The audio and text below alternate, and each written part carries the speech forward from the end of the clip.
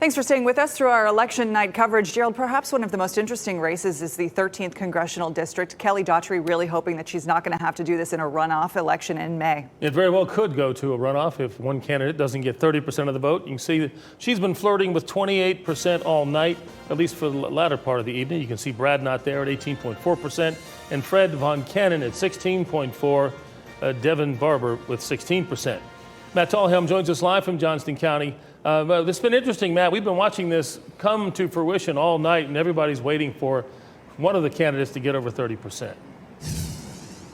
Yeah, and none of them have yet at this point. In fact, I was just looking at the numbers here from the State Board of Elections, and you can see on the map here, all these orange counties, those are the ones where Kelly Daughtry is ahead right now. That includes Johnston County here, where we are. This is the bulk of those votes. So far, all the numbers are in here. All the precincts in Johnston County are reporting, and Kelly Daughtry has 2,200 more votes than her closest competitor here in the county. This is the county where Kelly Daughtry is from. It's her home county here, and I am told she is with her family right now watching these results as they come in. Daughtry was out at the polls all over the 13th district today. Her campaign shared some photos on social media of that. She is an attorney. She ran for the GOP nomination back in this district in 2022, but came in third in the primary then. She has jumped ahead of the pack here, though, this time around, here in Johnston County, especially, again, where the bulk of those votes are.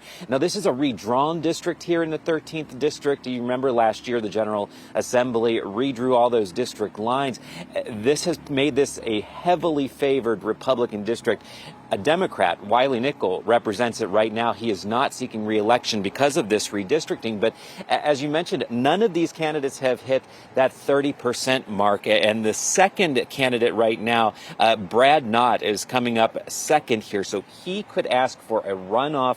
If those numbers hold, he could seek a runoff election to be held against Kelly Daughtry. I have reached out to Daughtry's team, her campaign team here. They tell me that at this point, they're not making a statement until they see more of these results, see all these numbers coming in. But again, you can pretty much expect that you will see a runoff here since she did not hit that 30% mark, according to these latest numbers that we have in here.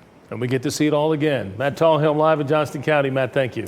I think this is really interesting because even though 94% of precincts are reporting in the 13th congressional district, as Matt was saying, Knott is really starting to make some gains. Laura and Dan standing by. Laura, this probably, this could be favorable for him, especially as more Wake County votes come in. It really could be, actually. As Matt correctly pointed out, her stronghold and DeVan Barbour's stronghold really is Johnston County. Wake County actually has, I think, the second or third most votes in that newly drawn district, and those votes are expected to be probably more in favor of Knott and Von Cannon. So if you noticed, if you saw this at 10 or 10:30, her share has actually gone down, and it's just went down again as those Wake County numbers are coming in. We see Brad Knott and Fred Von Cannon rising. Von Cannon looks like he's getting ready to try to overtake Brad Knott, and that is 100% in. Okay, so this is 100% of the precincts reporting. This looks like it's probably going to be it. So it looks like Kelly Daughtry will probably have to take a runoff if Brad Knott asks for one, and I would suspect that he probably will.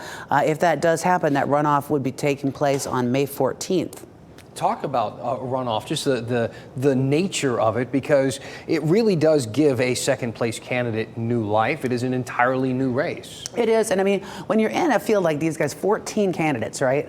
I mean, it's hard to get to 30, right? But once you have two choices, people are going to coalesce behind one or the other of them, and that's kind of what happens. You end up with, less splintering of votes and more people coming in behind. But you might see DeVan Barbour throw his support behind Kelly Daughtry. You might see Von Cannon behind Knott. So. Right, and give us the significance of this primary in this district, because the 13 is a brand new district, and we've already seen it go through several changes.